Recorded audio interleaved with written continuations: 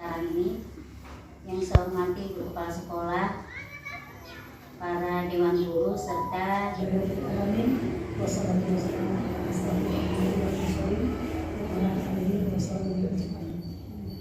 pertama dan yang paling utama, marilah kita sama-sama mengucapkan puji serta syukur kita kehadirat Allah Subhanahu wa Ta'ala yang saya persilakan dengan segala hormat.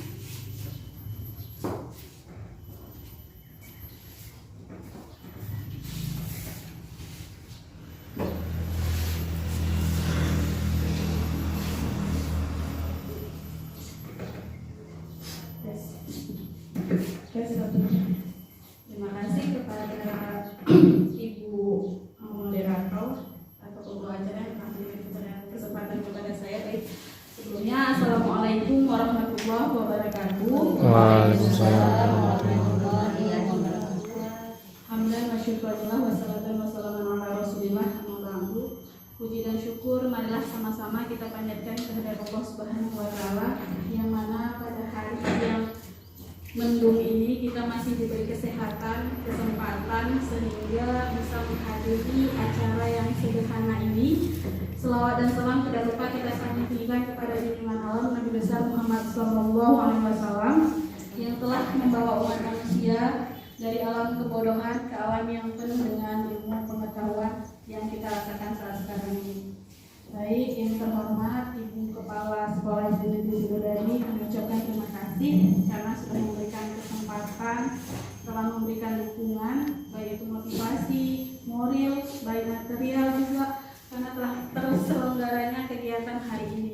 Kegiatan hari ini semua terjadi dan terlaksana berkat dukungan daripada Dewan Guru semua yang ada di sini, yang ada hari ini.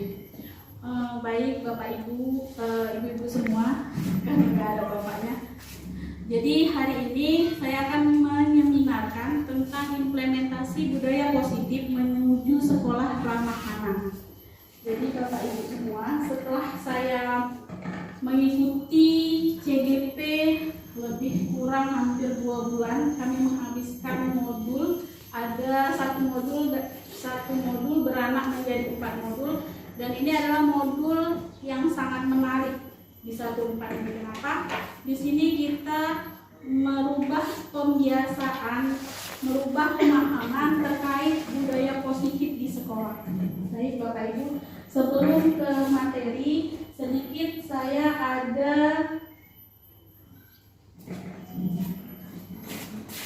pertanyaan pemantik atau pemancing untuk Bapak Ibu sekalian.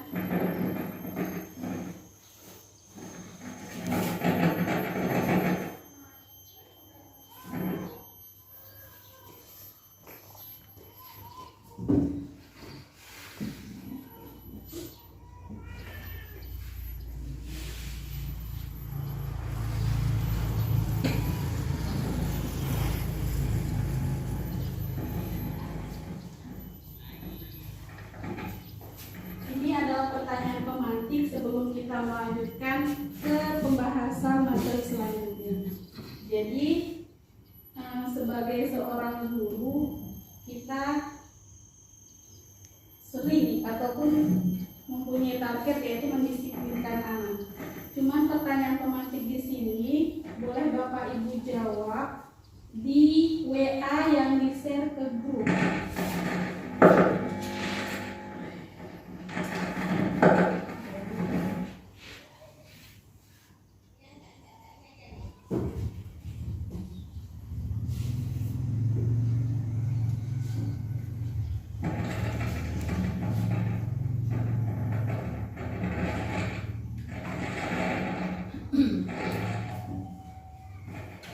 Selama ini kita menganggap hukuman adalah suatu bentuk mendisiplinkan anak. Betul nggak Bapak Ibu? Betul ya. Salah satu hukuman apa yang sering kita lakukan tanpa kita sadari, yang kita berpikir itu adalah cara untuk mendisiplinkan anak. Mungkin ada yang bisa memberikan komentar atau jawabannya, memberikan tanggapan.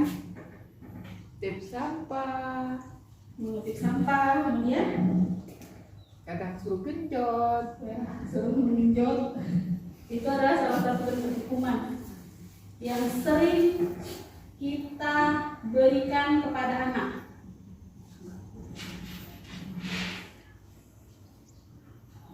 Boleh dibuka.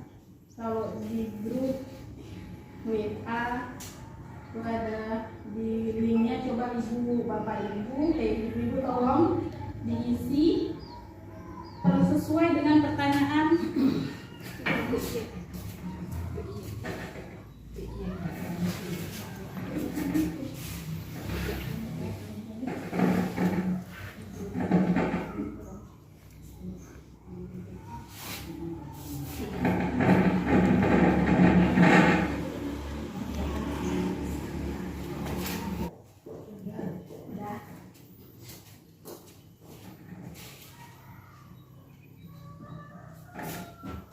Ya, hampir rata hanya satu orang yang menjawab tidak setuju, yang lainnya setuju.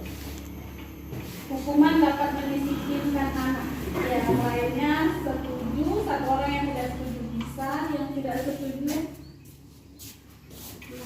ibu termasuk yang tidak setuju. Bisa sebutkan Bu alasannya kenapa ibu tidak setuju? Tidak semua hukuman itu menjadi latar untuk mendisiplinkan anak. Ada kalanya anak itu melakukan sesuatu yang di luar keinginan atau di luar kebiasaannya, terkadang merupakan salah satu motivasi dia untuk mencari perhatian. Mungkin di rumah dia merupakan anak yang kurang mendapat perhatian oleh orang tua. Ya, baik sekali. Terus coba berdiri tepuk tangan untuk boleh minta satu pendapat yang menyatakan setuju. Siapa aja boleh? Berlina. Apa alasan ibu menyatakan setuju? Waalaikumsalam warahmatullahi wabarakatuh. Di sini salah satu saya mengatakan setuju, artinya di sini setuju bukan berarti hukuman itu kan macam-macam. Ada hukuman berat, ringan, sedang. Nah, kita juga kan terkadang anak-anak ini memang bisa harus kita kasih hukuman, tapi hukuman yang bagaimana? Arti setuju dengan hukuman bagi ibu ya seperti itu. Jadi ya, bukan berarti hukuman berat gitu ya.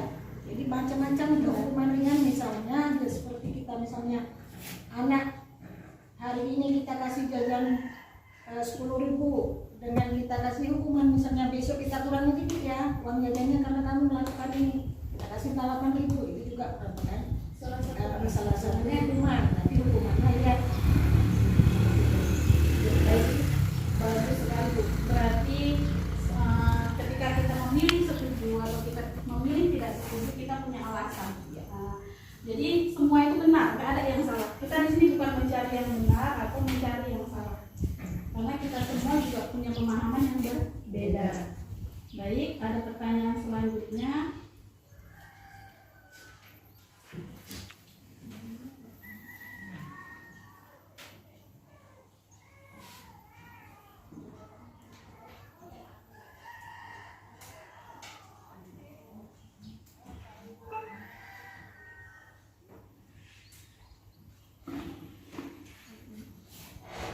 Berbeda kan Bu? Pertanyaannya sama atau berbeda? Boleh dicek. Setuju itu hampir semua 6 orang, dan yang tidak setuju 1 orang. Bisa minta alasan kenapa jawab setuju dan tidak setuju? Bu Siti mungkin bisa kasih alasan? Setuju? Ya, boleh kasih alasan kenapa setuju? Jadi kan pertanyaannya pemberian hukuman dengan hal positif seperti membaca atau membersihkan lapor dapat meningkatkan disiplin anak. Hukumannya membaca, selain dia mendapat hukuman juga bisa melatih memperlancar membacanya. Dari itu selama hukuman itu bersifat positif, berarti itu baik untuk mendisiplinkan anak, gitu ya. Mungkin yang tidak setuju ada 1 orang, tadi ada yang menjawab tidak setuju, mungkin bisa dikasih alasannya. Bu Tuti, alasannya tadi setuju atau tidak setuju? Setuju. Yang tidak setuju, Bu? Bu Amidah setuju? Bu Rafiah? Ibu, kepala sekolah?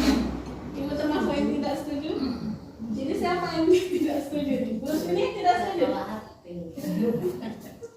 Karena di sini ada tercatat satu orang yang tidak setuju. Baik, berarti kita anggap semua setuju bahwasannya pemberian hukuman dengan hal positif seperti membaca atau membersihkan halaman sekolah dapat meningkatkan disiplin anak.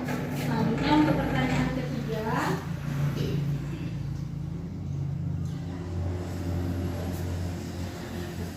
lebih enak sebenarnya kalau bisa ditampilkan, tapi nggak bisa dimunculkan.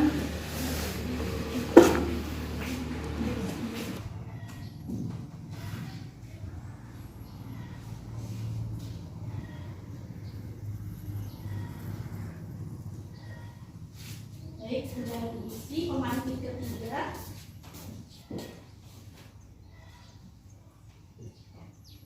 Memberi penghargaan dapat meningkatkan motivasi belajar anak.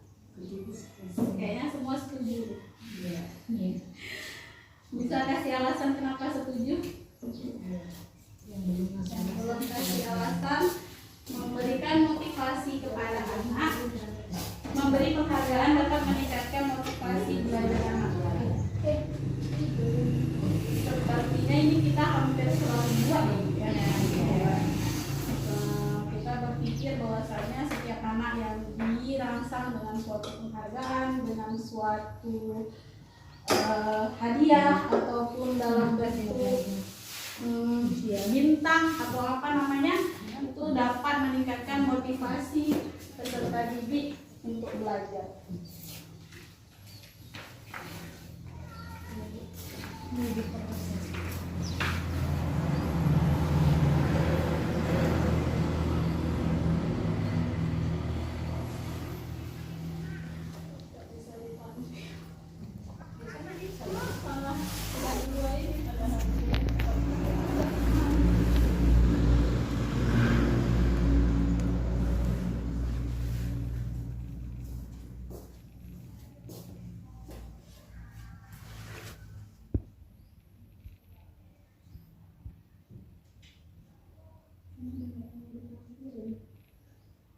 Baik Bapak Ibu, karena sambil menunggu juga mudah-mudahan bisa lagi proses pemindahan ini ke Google Slide.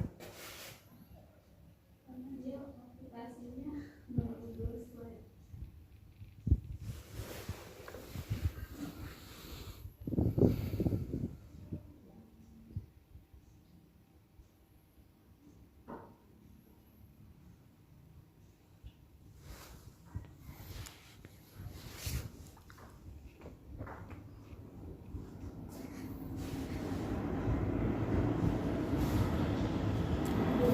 Selama ini kita beranggapan bahwasannya mendisiplinkan anak adalah dengan cara membuat sesuatu perubahan yang bersifat dari luar. Itu pemahaman kita. Contohnya seperti tadi, ketika kita mendisiplinkan anak, kita beranggapan dengan hukuman, walaupun dengan hukuman yang bersifat positif, seperti mungkin dia disuruh kalau tidak datang terlambat dia disuruh menghafal surat pendek ataupun dia menghafal Pancasila, itu kan sebenarnya salah satu bentuk hukuman yang sifatnya positif kan gitu, karena selain dia memahami keterlambatannya, dia juga bisa menghafal. Itulah imbas daripada hukuman yang bersifat positif. Tapi kali ini kita akan membahas tentang disiplin positif dan nilai-nilai kebijakan universal. Bagaimana kita memotivasi anak, tapi tidak melalui dengan cara salah satu bentuk tadi motivasi dengan suatu hadiah, dengan suatu penghargaan. Itu kan sifatnya dari luar.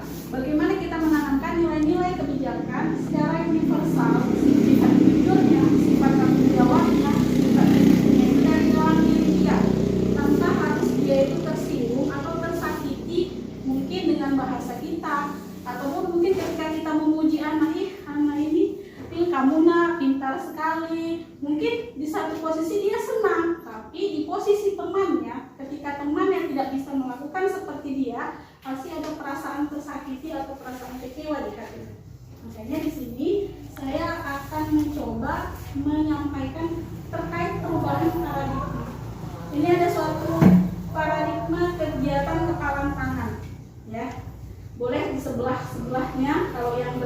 teman kayak yang ada sebangku 2 orang, kita anggap adalah teman sebelah kita yang A, kita adalah yang B, ya. Teman sebelah kita itu dia menulis lembar kertas yang isinya adalah sesuatu yang sangat berharga bagi dia yang tidak boleh orang lain tahu. Kemudian kita genggam. Bisa mungkin ibu nanti buat kalau yang sebangku buat seperti itu. Bagaimana teman sebelah kita menggenggam kertas yang kita simpan tadi. Kita menyimpan sesuatu yang kita anggap berharga dan kita usahakan ini jangan sampai terbuka dan ketahuan oleh teman kita yang sebelah. Tetapi teman kita yang tadi berusaha untuk mencoba sekuat tenaga dengan berbagai cara supaya benda yang kita pegang ini terbuka. Kemudian apa yang akan terjadi? Ya, perubahan paradigma itu selama ini kita menganggap itu adalah ilusi, ya, ilusi kontrol. Guru mengontrol murid. Ya, ilusi bahwa kritik dan membuat orang merasa bersalah dapat menguatkan karakter. Seperti apa kita membuat orang merasa bersalah? Kita sering menyalahkan anak tanpa kita sadari. Ketika anak terlambat, ketika anak tidak memakai seragam pakaian yang sesuai dengan aturan sekolah, kita sering tuh, kamu kenapa tidak memakai sepatu? Kamu salah. Nah, langsung kita mengejasnya dengan kata salah. Padahal seharusnya kita bisa menyelesaikannya dengan menanyakan alasan kenapa dia memakai atribut tidak lengkap, mengapa dia datang terlambat. Sebagai seorang guru seharusnya kan kita tahu kan apa yang harus kita lakukan, tanpa harus kita menyalahkan anak. Itu tadi kita tidak, karena kita beranggapan karena ketika kita merasa kita membuat orang merasa bersalah itu adalah salah satu bentuk penguatan karakter. Itu adalah ilusi sebenarnya. Kemudian ada lagi ilusi bahwa semua penguatan positif itu efektif dan bermanfaat. Seperti tadi, seperti kita memberikan penghargaan, kita mengasih hukuman yang sifatnya positif, itu kita berpikir bahwasannya itu bermanfaat. Itu hanya baru ilusi. Kemudian ada lagi ilusi bahwa orang dewasa memiliki hak untuk memaksa. Kadang kan kita selalu memaksakan keinginan dan kehendak kita. Ketika anak melakukan sesuatu hal seperti ini, kita menganggap itu salah, kan gitu. Padahal yang dilakukan anak juga bukan salah, mungkin dengan cara yang berbeda tapi tujuan yang sama. Tapi itu yang sering kita lakukan selama ini. Berarti itu adalah salah satu ilusi kontrol dalam diri seorang guru. Baik, ini ada perubahan paradigma stimulus. Kirim aja ya Bu, karena nggak bisa screenshot kirim ke WA.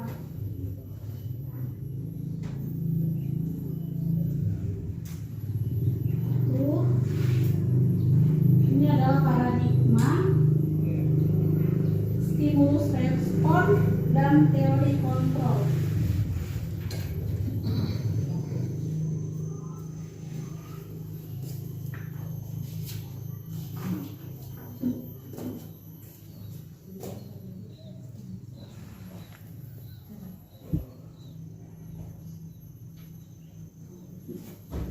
Itu ada stimulus. Ini yang stimulus respon adalah sesuatu yang selama ini kita pahami, yang selama ini kita lakukan. Teori kontrol yaitu bagaimana cara kita mengendalikan diri kita. Makanya maksud disiplin di sini bukan kita datang terlambat, bukan kita disiplin dalam yang seperti itu, enggak. Tapi ketika kita bisa mengontrol diri kita menjadi seperti yang tidak seperti yang kita pikirkan, tetapi kita memikirkan untuk bersama. Itu ada stimulus respon. Kita mencoba mengubah orang agar berpandangan sama dengan kita. Selama ini kan kita selalu berpikir kayak gini. Padahal seharusnya pemikiran kita, teori kontrol kita itu ialah kita berusaha memahami pandangan orang lain tentang dunia. Jadi kita mencoba mengubah orang agar berpandangan sama. Kita nggak bisa menyuruh orang, mengajak orang supaya sama berpikirnya sama kita, itu nggak bisa. Tapi bagaimana kita memahami pandangan orang lain tentang yang lain. Jadi teori kontrol ini tuh bagaimana kita mengontrol diri kita supaya kita itu tidak nggak berpikiran atas kemauan kita, tetapi kita memikirkan untuk bersama. Kemudian ada lagi perilaku buruk dilihat sebagai suatu kesalahan. Selama ini kan kita seperti itu, kita berapa? Kalau ketika anak melakukan sesuatu hal yang buruk itu adalah suatu kesalahan baginya. Sementara kalau menurut teori kontrol itu adalah semua perilaku itu memiliki tujuan. Dia melakukan seperti itu apa? Apa tujuannya? Itu kan ada alasan. Jadi kita nggak bisa menganggap bahwasannya perilaku dia itu adalah salah.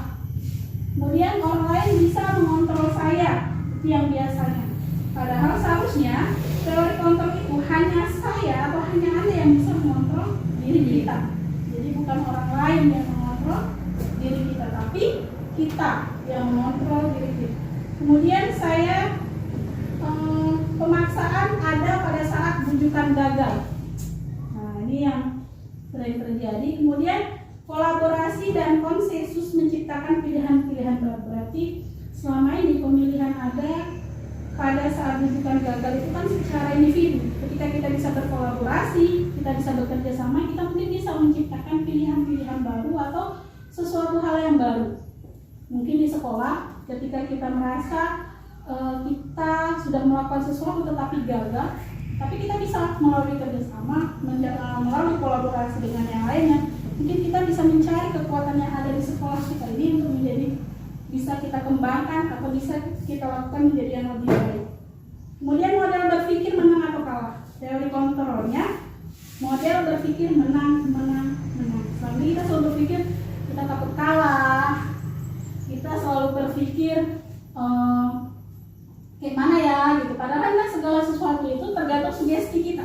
Ketika kita berpikir kita bisa, insya Allah kita bisa gitu ya. Ketika kita berpikir kita menang, insya Allah kita pasti menang. Jadi jangan ada kata bahasa kalah di sana yang itu akan sugesti diri kita untuk merasa kita gagal.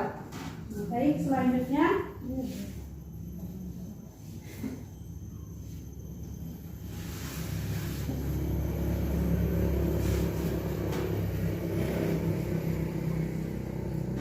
nilai-nilai kebijakan universal. Karena nggak bisa di screen aja ya, dikirim ke mereka. Disiplin positif menurut teori kontrol William Glasser bahwasannya Anda tidak bisa mengontrol orang lain, hanya Anda yang bisa mengontrol diri. Jadi tadi kata Bu Hamidah, kecuali Sambo kan. Sambo memang luar biasa, dia semua bahkan jenderal bintang 4 pun bisa patuh sama dia. Berarti di sini, tapi kalau bisa kita jadi guru jangan seperti itu kan.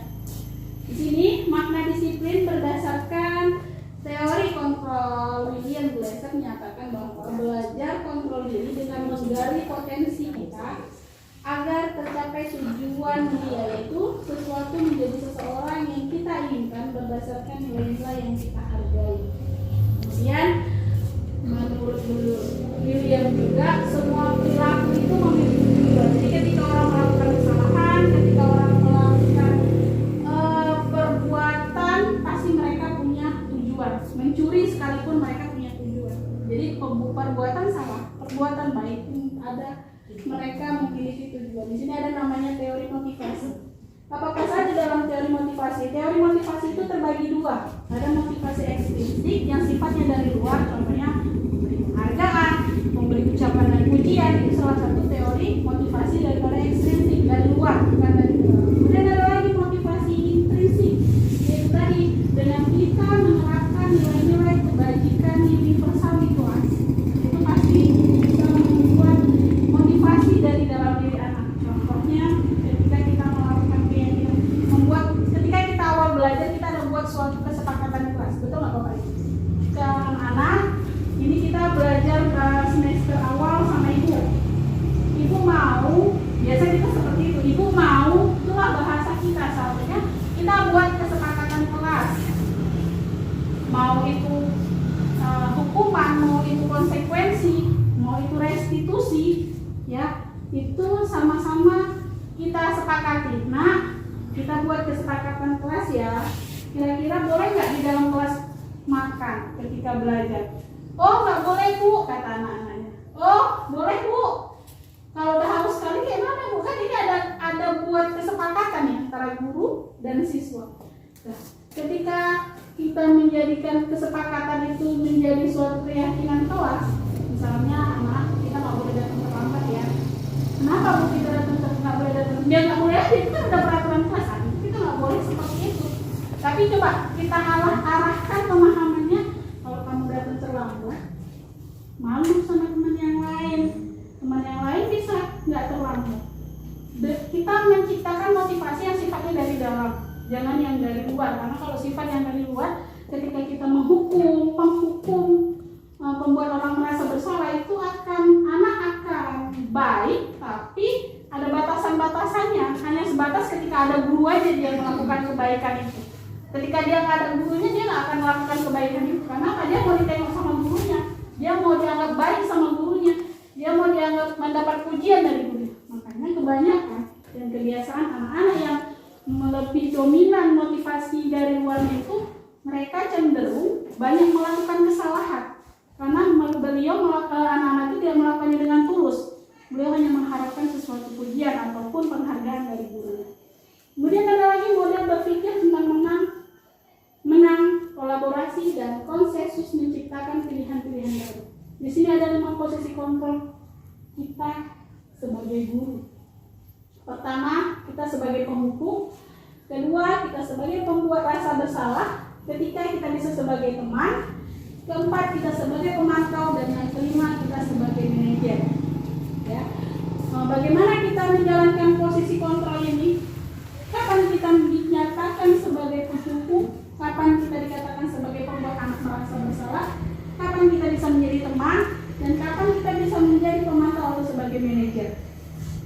Itu nanti akan ada video tentang segitiga restitusi terkait kesalahan yang dibuat oleh anak, bagaimana cara menyelesaikannya, bagaimana cara memvalidasinya, dan sebagaimana menanyakan keyakinan. Kemudian ada lagi realitas kebutuhan kita berbeda. Kita berusaha memahami pandangan orang lain tentang dunia. Setiap orang memiliki gambaran yang berbeda. Disinilah kebutuhan dasar manusia. Manusia pada umumnya dasarnya itu dia pengen bertahan hidup. Ya, Bapak, Ibu ya. Kemudian pengen penguasaan. Kemudian lagi anak-anak itu cenderung dasarnya itu adalah butuh kasih sayang dan rasa diterima. Kemudian anak-anak juga butuh kesenangan, dan anak-anak bukan cuma pada anak-anak, dan kita juga konsep dasar manusia itu kita juga butuh kebebasan. Ini adalah salah satu realitas kehidupan dari 5 kebutuhan dasar manusia. Selanjutnya,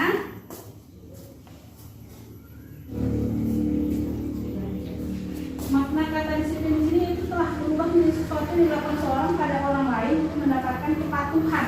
Ya, kecenderungan umum dalam menghubungkan kata disiplin dengan ketidaknyamanan, bukan dengan apa yang kita hargai atau pencapaian suatu tujuan mulia. Ya, dan nilai-nilai kebajikan universal.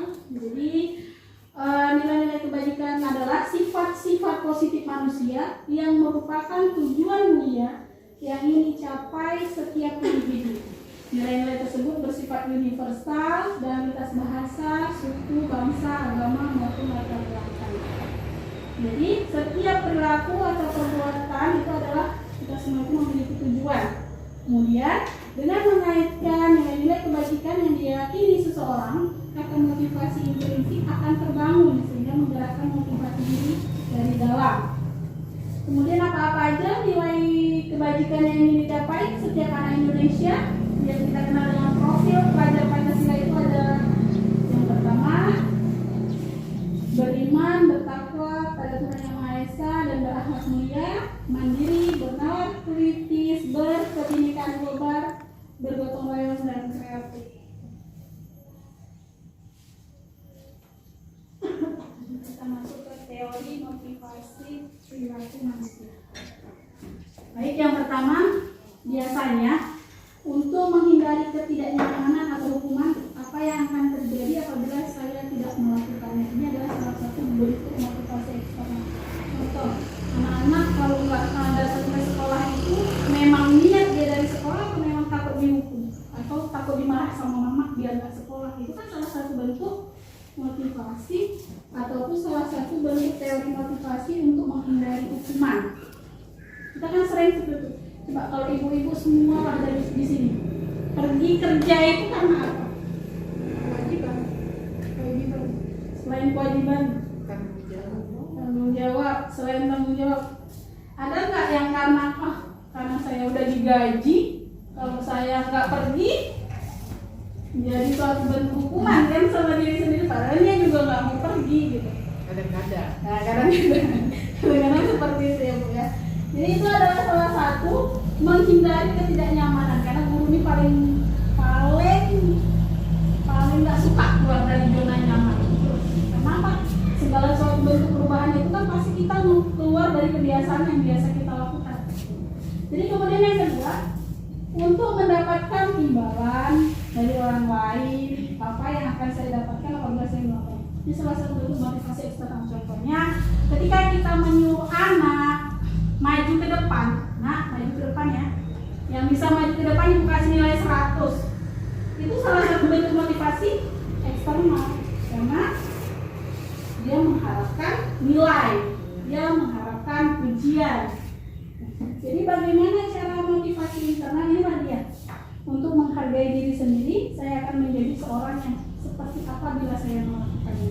Jadi inilah yang akan kita coba terapkan ya kepada anak ini. Kita di sekolah supaya dia itu bukan karena orang lain, karena faktor dari luar, tapi dari dalam diri kita. Baik, selanjutnya menurut Ki Hajar Dewantara, merdeka itu artinya tidak hanya terlepas dari perintah, akan tetapi juga cakap buat memerintah diri sendiri. Ini kata-kata bijak beliau. Sebenarnya ada kisah cerita beliau mengapa beliau berusaha menciptakan suatu pembelajaran yang bersifat merdeka. Karena pada saat beliau diasingkan di Belanda, ketika dia sibuk dengan tugas-tugasnya, anaknya menangis karena yang pertama pada waktu itu hujan dan musim salju. Jadi anak Ki Hajar Dewantara tadi nangis karena apa? Karena dia pengen main sama ayahnya, tapi ayahnya ini tadi sibuk dengan pekerjaannya.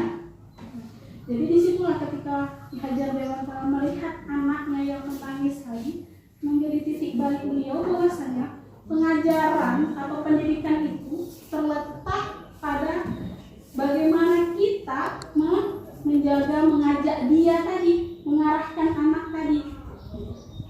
Makanya beliau membuat suatu kata-kata ya, merdeka itu artinya tidak terlepas dari perintah, akan tetapi juga cakap. Berarti harapannya di sini bukan cuma untuk siswa, tapi sebagai guru kita juga tidak hanya terlepas dari perintah, tapi juga cakap buat memerintah diri sendiri.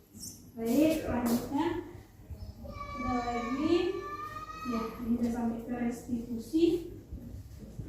Restitusi itu adalah proses menciptakan kondisi bagi murid untuk memperbaiki kesalahan mereka, sehingga mereka bisa kembali kepada kelompok mereka dengan karakter yang lebih kuat bila mengendarai kendaraan roda 2. Mungkin ibu ada yang bisa jawab, mengapa kita memiliki peraturan harus menggunakan helm bila mengendarai kendaraan roda 2? Biar apa kita pakai helm itu? Biar aman, juga kesehatan kita. Menjaga kecelakaan kan, menjaga kesehatan dari kecelakaan. Terus Intinya antisipasi. Antisipasi. Ada nggak biar nggak ditangkap polisi? Ada. Pernah keluar duit. Ya, itu dia. Itu salah satu bentuk motivasi dari luar. Kemudian yang kedua, mengapa kita memiliki peraturan 3M, menggunakan masker, mencuci tangan, dan menjaga jarak 1,5 meter? Apa alasannya kita melakukan ini? Untuk menjaga kesehatan, kemudian biar aman, karena pada dasarnya manusia juga takut kan. Rasa takut itu adalah rasa dasar manusia. Kemudian yang ketiga, mengapa kita memiliki peraturan harus datang tepat waktu pada saat mengikuti pelatihan-pelatihan? Terlambat malu. Kemudian ketinggalan materi mungkin merasa ya. Merasa ya? Apalagi kalau misalnya ibu-ibu itu Kalau ketinggalan pelatihan itu takutnya kenapa? Tadi Kak Lina dia malu dia.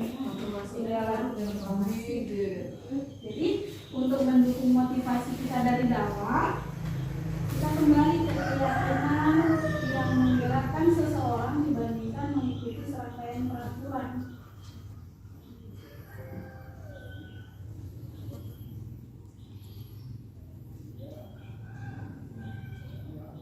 Ini ada yang mana yang merupakan keyakinan kelas. Ini contoh kesepakatan kelas. Kami guru dan murid yang saling menyayangi. Kami murid yang semangat belajar. Kami murid yang peduli dengan teman. Itu adalah salah satu kesepakatan kelas. Datang tepat waktu, menjaga kebersihan, berdoa, aktif dalam pembelajaran, tertib. Ini adalah kesepakatan kelas yang mana jadi keyakinan kelas. Kalau menurut Ibu, dari semua kesepakatan kelas ini yang mana termasuk keyakinan kelas? Ini sama-sama kesepakatan kelas, tapi bedanya letaknya di nilai. Yang dari pernyataan contoh-contoh ini, mana keyakinan kelas? Dua. Yang B. Yang B, kami murid yang semangat belajar. B, A juga. A juga. Kalau gurunya sama berdasarkan nilainya, tapi kita malas datang. Hmm. Semangat dan mulai sekolah takut sama ibunya. Berarti yang sebelah sana adalah salah bentuk. Ini adalah bentuk keyakinan kelas. Ini adalah kesepakatan kelas. Jadi beda antara kesepakatan dengan keyakinan.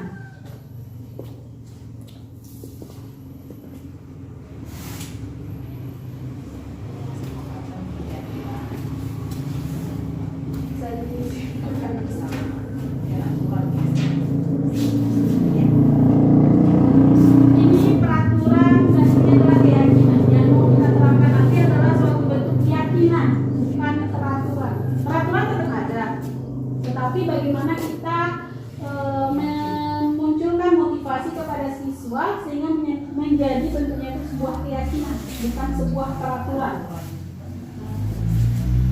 Selalu kembalikan buku ke tempatnya, buku peraturannya. Keyakinan kelas apa yang muncul? Tanggung jawab ketika anak-anak mengembalikan buku kepada tempatnya, bukan rasa karena peraturan itu tadi, bukan karena takut dimarah ada guru, tapi keyakinan kelas saya harus bertanggung jawab atas buku yang telah saya pinjam. Itulah keyakinan kelasnya. Yang kedua, dilarang mengganggu orang lain peraturannya, sehingga muncul suatu keyakinan menjadi menghormati orang lain. Hadir di sekolah 15 menit sebelum pembelajaran dimulai. Itu adalah keyakinan kelas apa yang muncul? Menghormati orang lain, berkomitmen, ya. Nah, jadi rasa yang timbul motivasi dari anak itu adalah rasa itu tadi, bukan karena takut dihukum karena telat 15 menit, bukan karena suatu peraturan. Kemudian dilarang melakukan kekerasan. Keyakinan kelasnya adalah keselamatan dan menghormati orang lain. Dilarang menggunakan narkoba, ada jelas keyakinan kelasnya itu untuk kesehatan. Bergantian atau menunggu giliran, itu adalah salah satu bentuk keyakinan menghormati orang lain dan menciptakan motivasi bersabar. Gunakan masker, yang jelas untuk kesehatan, untuk keselamatan. Jangan berlari di kelas atau koridor, salah satu bentuk keselamatan atau keamanan.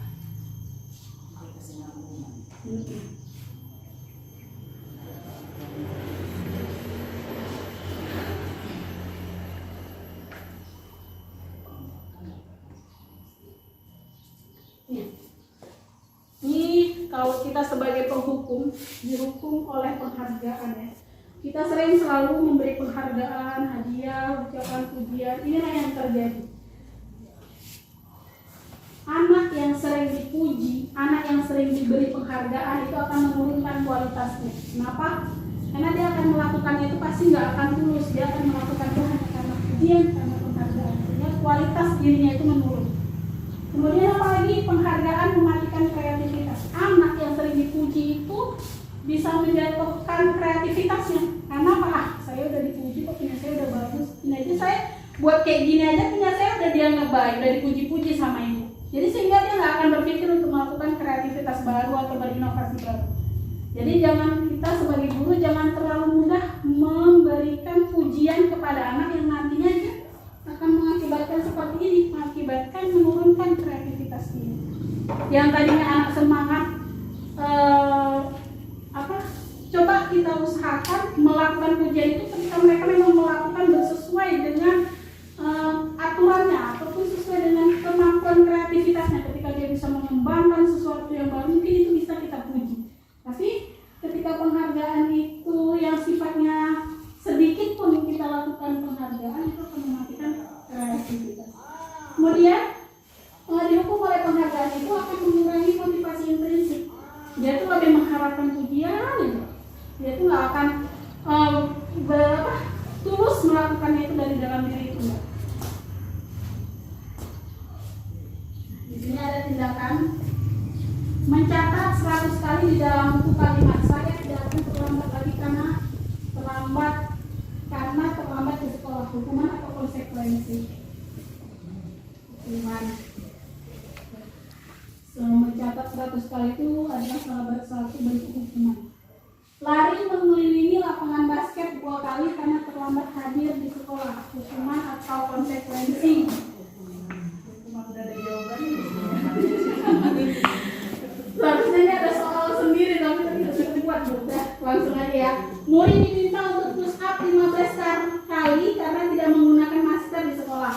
Itu adalah salah satu bentuk hukuman, bukan konsekuensi.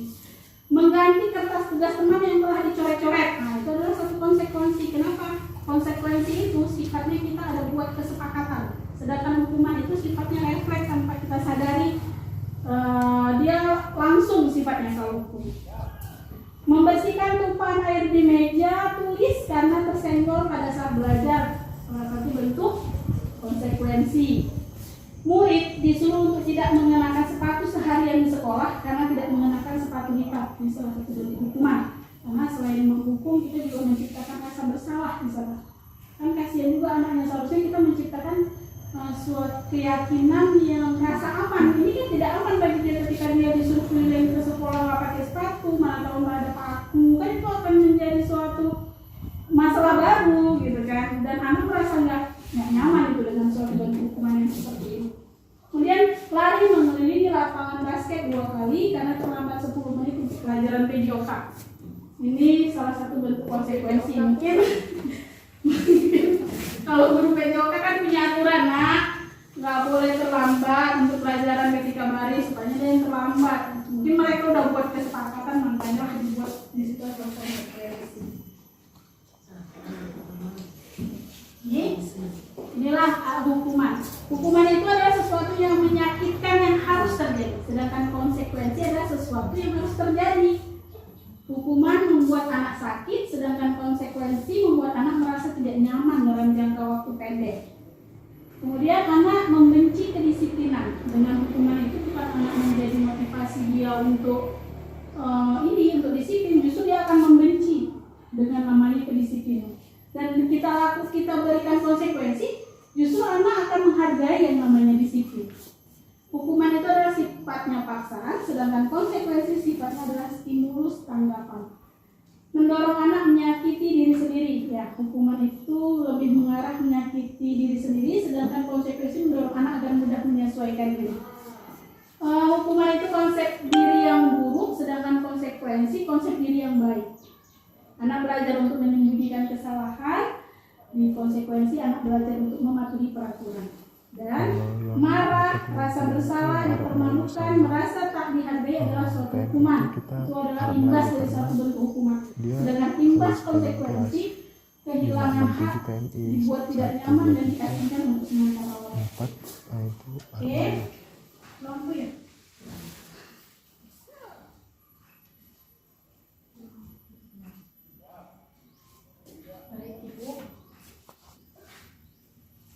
Di sini sebenarnya mau membedakan antara hukuman, konsekuensi, dan restitusi tadi. Kalau restitusi tadi adalah mengembalikan sesuatu anak sehingga kembali kepada dia menyadari kesalahannya, itulah restitusi.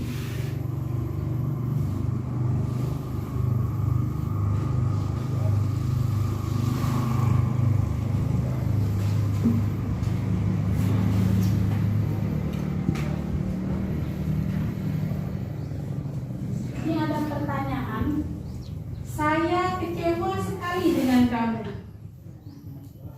Itu yang dikatakan guru. Kira-kira itu salah satu sebagai apa? Tadi kan kita dari situ guru itu sebagai penghukum, pembuat rasa bersalah, sebagai teman, sebagai pemantau, dan sebagai manajer. Ketika kita membuat pernyataan kepada anak, Justru nggak kamu saya belajar. kecewa sekali dengan kamu itu, apa yang timbul? Kita tuh sebagai apa di situ? Ya. Di situ kita membuat orang merasa bersalah. Kalau kamu tidak pernah benar melakukannya, kita sebagai apa di situ? Kamu tidak pernah benar melakukannya, kita sudah menyalahkan, berarti bukan menyalahkan, menghukum. Dia kan menghukum, menjasnya bahwasanya kamu tidak benar. Jadi itu adalah kata-kata yang harus kita hindari sebenarnya. Kemudian, apakah kamu mau mendapatkan stiker bintang hari ini? Kita sebagai apa? Teman. Ketika kita teman, seperti kita berbagi, bercerita. Kemudian lagi, apakah kamu mau bagaimana kamu bisa menyelesaikan masalah ini? Sebagai apa? Posisi kontrol kita di situ. Bagaimana kamu bisa menyelesaikan masalah itu? Posisi manajer. Dan kamu selalu yang paling terakhir. Itu adalah salah satu bentuk kita sebagai penghukum. Karena kita kamu selalu terlambat, kamu selalu paling terakhir, kamu selalu, kata-kata itu adalah kata-kata penghukum. Ya, itu adalah kata-kata penghukum. Sia-sia mana kamu selalu terlambat dalam air.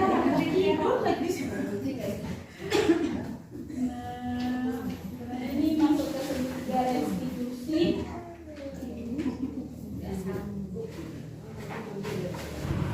Benar, materi yang terakhir tentang segitiga restitusi.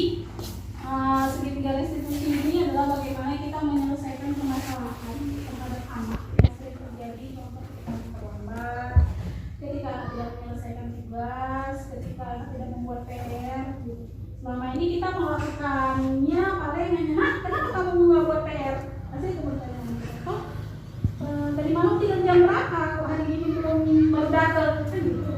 Kita nggak pernah yang namanya melakukan pendekatan, ya, pendekatan restitusi itu yang pertama kita harus ketika terjadi hal seperti itu kita harus melakukan yang namanya menstabilkan identitas. Dimana kata-kata yang seperti berbuat salah itu adalah manusiawi, semua adalah pernah salah. Ketika kita panggil anak, kita tanyakan kepada anak-anak, kamu kan datang terlambat ya? Iya. Jadi, saya waktu datang terlambat, kok bisa terlambat? Kenapa? Kan itu. Cuman karena kan kita selalu menjadi sebuah hukuman karena melakukan pendekatan restitusi. Kenapa kamu terlambat hari itu? Aku tadi kesiangan, semalam tidurnya jam berapa? Kan gitu. Semalam tidurnya jam 10. Cuman kan kita langsung itulah tidur malam-malam. Pasti sebagai guru seperti itu gitu. Cuman melalui pendekatan restitusi ini kita harus menstabilkan identitas dulu. Kita tanya yang namanya masalah, yang namanya kita semua itu pernah melakukan kesalahan. Ibu juga pernah terlambat. Ibu juga pernah tidurnya lewat malam dan pasti itu ngantuk sekali kalau pagi ibu harus bangun pagi itu karena kelewatan. Apa alasannya? Kita tanyakan menstabilkan identitas tadi. Kita mencari solusi terhadap masalah anak, bukan kita menyalahkan anak. Selama ini kan kita seperti itu, anak datang terlambat, hukum, keliling untuk sampah. Anak datang ke sekolah tidak mau pakai seragam lengkap, kita hukum tanpa kita tanya dulu, kita stabilkan dulu masalahnya apa identitasnya, kemudian kita tanyakan kembali ke beliau untuk memvalidasi tindakan. Kita tanyakan ke beliau, nah yang kamu lakukan ini salah apa betul? Kamu tidak memakai baju sesuai peraturan itu salah apa betul? Kan seperti itu seharusnya kita validasi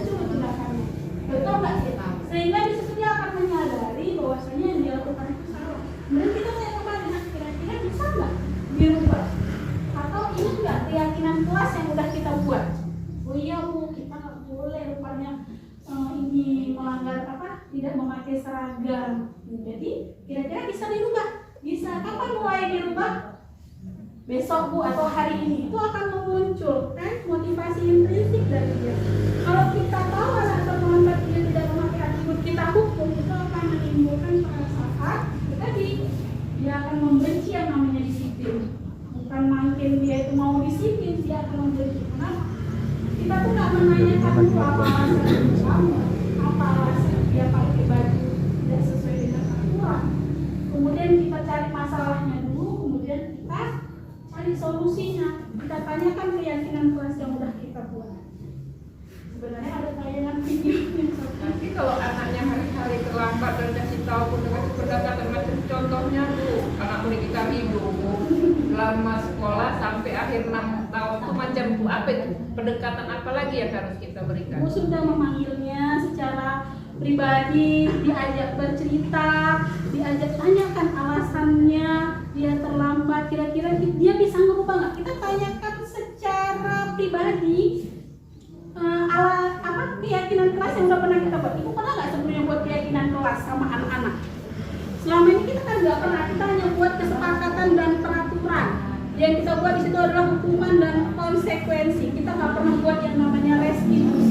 Itu tadi menstabilkan identitas anak. Ketika anak dalam posisi gagal, anak itu bukan gagal, dia itu harus kita tarik, kita kembali pada posisi yang benar. Kan dia termasuk anak yang gagal, karena dia terlambat. Setiap hari dia terlambat. Itu kan termasuk anak yang gagal. Bagaimana kita cari? Kita tarik anak tadi, kita ajak dia, kita stabilkan identitas gagal dia menjadi anak yang baik. Makanya sugesti itu penting, Bu. Kita selalu mengajar, kamu terlambat, kamu bodoh, kamu ini kan seperti itu kita kan. Coba kita tarik, kita stabil. Dia tuh sebenarnya bukan anak yang gagal, tapi mungkin dia anak yang belum beruntung. Kita tarik, kita stabilkan identitasnya. Kemudian kita validasi tindakannya. Kita tanya, nah betul nggak yang kamu lakukan itu?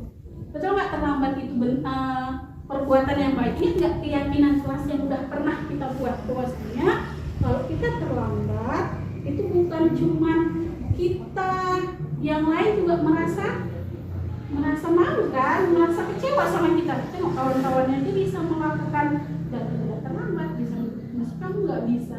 Kira-kira kamu bisa nggak? Jadi kita harus ada pendekatan, itu namanya pendekatan yang diberi apresiasi. Jadi kita harus coba mendekati anak, kita stabilkan identitasnya, kita validasi tindakan yang betul atau salah, dan kita cari solusinya, bisa nggak dia berubah? Berarti selama ini kita guru lah yang salah ya? Sebenarnya Kan selama ini juga mungkin semua guru nggak pernah kita membuat kesepakatan. Berarti kita lah yang dulu. ya, makanya tuh sebenarnya kita nggak bisa merubah orang lain. Ya. Ya, kita mulai semua perubahan itu dari diri sendiri. Jadi ketika kita anak seperti itu, kita juga kembali ke diri sendiri. Gitu. Kenapa ya anak kita bisa seperti ini? Gitu loh. Anak murid kita di kelas kita, kenapa ya bisa seperti ini? Kita seperti apa? Gitu. Makanya ketika kita melakukan perubahan dari semua yang tadi dijelaskan itu semuanya diawali dengan dari diri sendiri. Jadi kita nggak akan bisa mengubah orang, itu diadakan bukan? Kita nggak bisa mengontrol orang lain seperti sama dengan kita, itu nggak bisa. Jadi ketika kita bisa mengontrol diri kita sendiri, insya Allah kita akan bisa bukan mengubah sih sebenarnya. Kita ajak mereka, anak-anak yang dalam identitas gagal tadi, karena dia terlambat, karena dia melanggar peraturan, mungkin kita bisa tarik. Kita bisa validasi tindakan dia itu, nah benar nggak yang kamu lakukan? Nah, salah nggak? Yang benarnya gimana ya nak? Bisa nggak kira-kira apa yang biar kamu rubah supaya kamu nggak datang terlambat? Oh Bu, saya harus bangunnya lebih awal Bu biar saya nggak terlambat. Ataupun saya tidurnya lebih cepat. Kalau saya biasa tidur jam 11, jam 8 malam ya Bu ya saya tidur. Masih seperti itu kalau kita ajak dia dengan bahasa dan komunikasi yang baik. Cuman selama ini kita tidak melakukan hal seperti itu.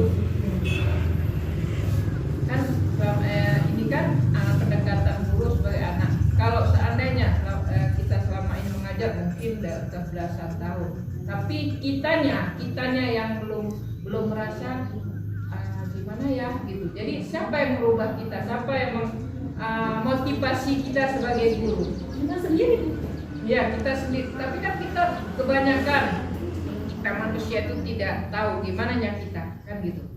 Kekurangan kita kan gimana nggak tahu kita. Kalau kita sebagai guru kita tahu oh itu anak macam ini ya, jadi kita pendekatan sama anak ini apa ya. Makanya kan kita harus buat observasi diri sebenarnya. Jadi sebelum ibu mengajar di kelas, mungkin kan kita nggak tahu nih, kita kan nggak tahu bu kita macam mana. Tapi kalau kita buat observasi diri, kita kan sama anak-anak tentang kita. Kalau sebut nama, sebut nama ya. Mungkin kan dia malu takut bilangkan ibunya kejam, takut bilangkan ibunya penghukum atau apa. Nah, coba nilai ibu kayak mana ya? Iya cari-cari, udah saya gini. Enggak usah. Ya, baik. Ya, maksudnya gini, jangan bahasa kita yang jujur. Nah, jujur ibu kayak mana? Bu, kalau kami buat jelek-jelek, ya nggak apa-apa namanya, kan nggak buat nama, nggak ketahuan siapa yang bilangin dia jelek. Bu, besok ibu nggak usah katakan Kan penilaian diri, bukan dibilang masuk lagi. Berarti intinya kita sebagai guru harus memotivasi dan mengkoreksi diri kita Ya. sendiri dulu, baru menerapkan kepada anak didik. Iya, lebih ke situ arahnya Bu. Jadi sebelum kita membuat suatu budaya positif di sekolah, ya, yang terutama nih tadi temanya dengan Budaya tema positif. ramah anak, ya, kita mulai perubahan itu dari diri kita sendiri. Nah, jadi ketika kita kan nggak tahu yang bisa nilai kita kan orang lain bukan kita. Kita buat observasi diri kepada siswa kita. Nah, kamu maunya ibunya kayak mana? Nah, kamu mau sukanya belajar sama ibunya yang kayak mana? Kan gitu, biar anak itu nyaman. Kan itu tujuan daripada Merdeka Belajar. Anak itu bukan dituntut harus, nah kamu seperti ini, seperti selama ini seperti itu. Tapi enggak, di Merdeka Belajar ini anak-anak itu belajar sesuai dengan potensinya. Kita kembangkan sesuai kebutuhannya, karena kan setiap anak berbeda. Ada anak yang baru bisa baca, ada yang baru bisa menulis, otomatis kan berbeda sama anak yang udah pandai lancar tadi membaca. Makanya kesibukan guru di Merdeka Belajar ini, dia itu lebih banyak membuat seperti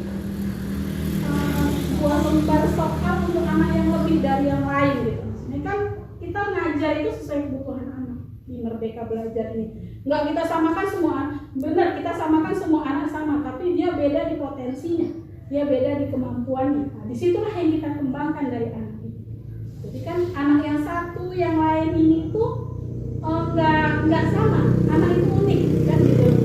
Karena kan kalau melihat dari filosofi Ki Hajar Dewantara itu, anak itu memiliki potensi keunikan sesuai kodrat zaman dan kodrat daripada dirinya. Mungkin kalau kodrat alam itu dari keluarganya, kan nggak mungkin kita nanam padi tumbuhnya jagung kan seperti itu. Tapi bagaimana padi tadi itu bisa berhasil menjadi padi yang berkualitas? Kan seperti itu yang diharapkan di Merdeka Belajar itu. Mungkin ada tambahan Bu dari yang lain mungkin menambahkan dari pertanyaan. Berarti kita sekarang ini anak itu kita kembalikan ke kodratnya, Ya. tidak memaksakan dianya. Selama ini kan hanya kita memaksakan dengan capaian kurikulum, dengan capaian anak harus pandai ini. Oh, di KD ini anak harus bisa ini. Tapi kan enggak. Di kurikulum Merdeka ini kita lebih mengembangkan kepada pengetahuan dasar gitu.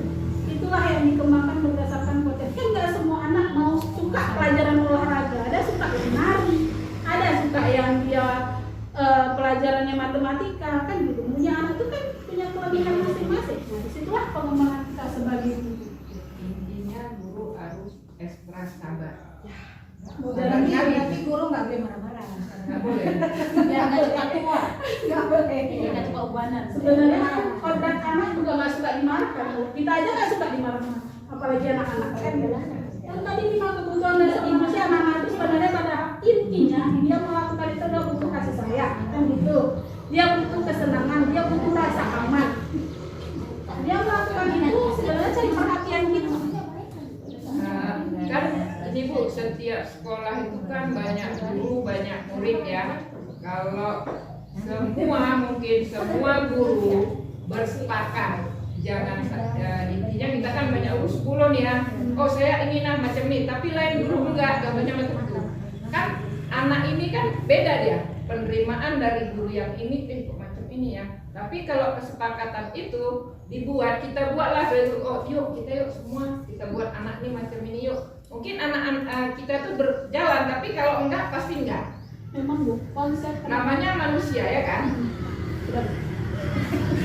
enggak sebenarnya betul Bu, penerapan konsep Ya kan? apresiatif itu kolaborasi. Kolaborasi Kita semua kan. Nggak bisa satu-satu kan. Terus mini aja yang buat kelas lain juga enggak, itu kesepakatan kelas itu Harus dibuat dari kelas semua. keyakinan itu juga dibuat dari kelas 1 Jadi intinya dari bawah naik ke atas berkelanjutan. iya, dan itu memang harus ada gitu. Jadi P5 Mungkin Iya, Bu. Ada tambahan, Bu? selayaknya awal pembelajaran sebelum proses pembelajaran berlangsung, maka dilaksanakan dulu diagnosis atau diagnosa awal kebutuhan anak itu apa, kemana minat dan bakatnya, agar ke depan di dalam prosesnya dapat berjalan sesuai apa yang diinginkan anak dan kesepakatan bersama. Jadi tidak ada nanti penyimpangan yang terjadi di dalam proses pembelajaran. Makanya menurut saya diagnosis di awal perlu dilakukan. Betul, yang Ibu bilang tepat. Memang sebelum kita melakukan kolaborasi dan kita masuk ke dalam proses itu ada yang namanya diagnosis awal. Itu dilakukan kalau di pembelajaran itu, di awal pelajaran itu kita buat gitu diagnosis untuk anak-anak kita. Observasi tadi juga penting Bu, untuk nilai gurunya itu maunya seperti apa kan gitu. Ibu tepat sekali, terima kasih Bu sudah membantu menjawab pertanyaan dari Ibu. Intinya setiap kelas harus punya kesepakatan kelas bersama.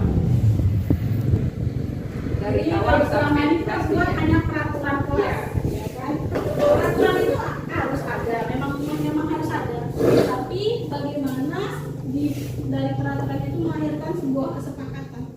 Kalau peraturan itu kan sifatnya individu ya, maksudnya berpihak ke kita nih. Mau gurunya itu seperti ini, seperti ini. keinginan. Nah, Keinginan. ketika kesepakatan itu kan udah kita bersama sama murid, maunya sama-sama, keinginan sama-sama, kan udah satu visi dan misi nih sama murid. Jadi lebih tepatnya kalau kita bicarakan sama anak-anak, ya kesepakatan. Berarti kesepakatan itu harus kita letakkan atau kita tempelkan di dinding atau kita buat itulah. Seandainya pun anak terjadilah sama anak enak, kan kita udah buat kesepakatan itu. Nah, kalau kita nggak buat kan berarti enggak kan? Setiap kelas berarti harus punya kesepakatan masing-masing. Jadi sebelum kita tempelkan di dinding, kita buat dulu kesepakatan. Nah ya itulah kita kolaborasi semua sama anak, baru ayo apa yang kita buat, baru kita buat untuk anak. Itu ada anak yang jalan, nah ibu saya nggak mau belajar. Iya. Ada itu kan, udah pasti kan. Ada yang Bu mulai makan ya di kelas, pasti itu ada gitu. Yang namanya ketika kita berkesepakatan sama anak, apalagi anak-anak SD itu pasti macam-macam gitu. Cuman kan bagaimana lagi kita mengarahkan ke anak-anak kemana tujuan kita daripada kesepakatan kelas tadi. Jadi sebelum kesepakatan kelas dibuat, maka kita buat dulu kesepakatan guru. Karena juga guru harus merdeka, Bu. Betul. Merdekanya guru beda sama merdekanya anak.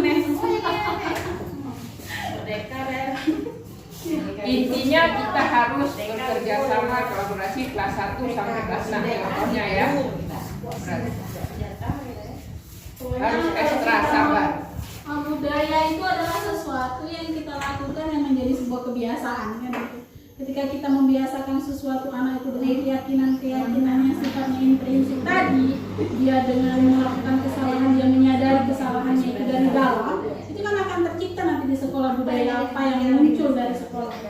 Makanya sebenarnya kita nggak perlu dalam kita berkolaborasi itu, terutama mungkin untuk kita selaku guru-guru, nggak usah kita cari kesalahan, tapi apa kekuatan sekolah kita yang bisa kita kembangkan. Mungkin kalau kita cari kesalahan nggak ada habis. Tapi ketika kita menyatukan, kita cari di sekolah kita ini kekuatan apa yang kita bisa dari kolaborasi kita, mungkin itu bisa jadi suatu kekuatan yang bisa kita kembangkan menjadikan budaya kita ini menjadi budaya yang mungkin berbeda dari sekolah-sekolah yang lain. Berarti kita nggak boleh, contohnya kita tanya anak itu terlambat atau anak nggak buat PR, nah apa sih kan kita tanya, kok nggak siap PR, apa tadi malam tidurnya lama ya? Atau gimana, kan itu dia jawab. Setelah itu boleh nggak kita sebagai kita, yuk kita sama-sama, namanya sampah di luar banyak ya, identik berolahraga ya, yuk cek sampah itu boleh nggak? Ya. Setelah kita udah menanyakan. Boleh. Mungkin gini Bu, mungkin kadang anak itu menyadari sendiri setelah ibu melakukan tadi yang segitiga restitusi tadi, setelah ibu menstabilkan identitas anak, kemudian ibu memvalidasi tindakannya, menanyakan kepadanya atas perbuatan yang salah atau benar, kemudian ibu menanyakan keyakinan kelas yang dibuat, mungkin itu adalah sebuah kesepakatan, dia akan menyadari itu dengan sendiri. Bu, saya kan tadi udah buat kesalahan, nah saya kok sampah ya, dengan sendirinya tanpa ibu mengajak, dia itu akan menyampaikan sendiri ketika kita sudah melakukan pendekatan tadi. Kalau kita guru yang minta, nak tolong nak, gitu. Setelah udah kita tanyakan dia lah, atau dia terlambat apa, nak tolong nak, ibu itu sampah banyak ya, itu boleh nggak? Boleh, selama itu tidak menyinggung perasaannya, dia merasa nggak keberatan dan dia tulus memang dia dari hati. Tapi rasanya kalau anak-anak itu kalau sama gurunya dia lebih ini ya, lebih bukan takut sih. Kalau kita ngomongnya bagus-bagus, sepertinya dia tuh kita adalah posisi kontrol kita. Itulah tadi posisi kita sebagai teman. Kita mengajak anak, yuk kita buang sampah sama-sama. Jangan kita jadi penghukum atau jadi pembuat merasa bersalah, kan itu yang jangan ya. Mungkin Berarti kita juga kemarin itu kan kita buat tata tertib sekolah, kan itu yang kita buat ya. Di situ berarti kita harus buat dua lah ya kan, tertib ini kesepakatan ya kan, kesempatan ke sekolah gitu ya ya. lah kan di situ kita buat tata tertib aja kan, bukan? Nggak ada kesepakatan di sana ya kan? Berarti boleh Bu, gurunya juga kita bisa buat kesepakatan. Ya kan? Guru. Ya kan kita kan mau bersama-sama, kalau udah kita buat tata tertib kesepakatan, kan nggak payah lagi ditegur sama kepala sekolah, nggak pernah lagi actionnya nggak, itu kan udah ada. Kita buat sama-sama, apa sih kemauan kita, kemauannya lain kan main-main nih beda-beda, tapi kan kita satukan di situ kan. Mungkin itu Bu udah skala besar, mungkin skala Iya. kecilnya kita itu masih di dalam ruangan kelas kita sendiri. Kalau itu boleh, itu bisa jadi ini ya, bisa jadi misi. Ya kan, ibarat gini, kita kan mau melimpahkan kita ke anak. Kan kita dulu, guru dulu, di lingkungan kita dulu, guru kan ada pimpinan, ya kan pimpinan guru maunya anak murid kan macam ini, ayo macam ini, kan itu juga pimpinan juga, oh anak istilahnya intern kerjaku, aku maunya macam ini, kita dulu kita buat baru ke anak kan. Jadi kalau kita buat itu ibu kemarin apa tata tertib peraturan ya, nggak ada itunya ya. Nah, kami kan mau yang ada ujungnya itu. Bisa ya Bu ya? Ya kan? bisa menurut sama Ibu. Ya kan gitu kan kawan-kawan kan? Bukan. Ya kan? Nah, Kalau namanya ya kan? Tata tertib. bersama. Ya kan? Kan tata tertib itu kita cuma satu ini kemarin kita buat. Kita mau sama juga macam anak-anak lah. Kan anak-anak juga macam itu. Boleh ya? Boleh lah. Nah, setelah itu baru kan pimpinan nggak payah lagi. Ya kan Bu? Nggak payah lagi Ibu menegur ya kan? Apa? Yang ada setelah dibuat kesepakatan, maka harus ada kesadaran. Kalau kita membuat anak, kita membuat anak, tapi bisa sadar nggak? Kan gitu. Iya kan? Kita mau merangkul anak, tapi kita kan nggak dirangkul kan gitu. Jadi kita mau dirangkul dan kita juga merangkul anak. Barulah dapat hasilnya kan? Memang kuncinya dimulai dari diri sendiri. Nah, Kita buat dulu kesepakatan sekolah kita, kemudian diperkecil menjadi kesepakatan. ya. Itulah maunya. Masa kelas saja, kami juga kan ingin juga suruh ingin buat kan beda-beda. Ya, betul. Kesepakatan itu satu-satu. Katakan ini adalah rumah itu. Jadi rumah itu walaupun Kan banyak orang kan gitu. banyak karakter. Jadi memang kesepakatan kan memang dibentukkan untuk membuat kesadaran. yang akhirnya lahirlah menjadi suatu budaya yang menjadi kebiasaan baik. Jadi budaya positif ya. Iyalah. Mungkin Cocok ya, setelah kan? ini Bu kita bisa buat kesepakatan sekolah. Cocok kan? Cocok Ki Hajar Dewantara kan cocok. Kami juga kan nggak mau, kan mau juga ininya kan gitu. Bisa ya? Bisa kita terapkan nanti di sekolah. Mungkin ada lagi Bu? Ya masa nggak saya aja yang lain. Nah, keinginan yang lain juga beda sama. Ya, ini keinginan nanti dituangkan di kesepakatan. Ya bisa jadi nanti betul. Tapi bukan berarti semua keinginan bisa disepakatan. Berarti sampai Intinya berbuat kebiasaan-kebiasaannya yang baik lagi. menjadi menciptakan budaya positif. Positif. Jadi segala suatu kebiasaan yang menjadi kegiatan rutinitas kita itu menjadi budaya di sekolah kita yang mengarah kepada budaya positif. Kan? Nantinya akan mengembangkan sekolah kita menjadi suatu budaya yang berbeda dari yang lain. Beda Iya, kali. hanya itu yang bisa hasil seminar saya. Mohon maaf atas segala kekurangan. Terima kasih atas segala perhatian, masukan sarannya. Saya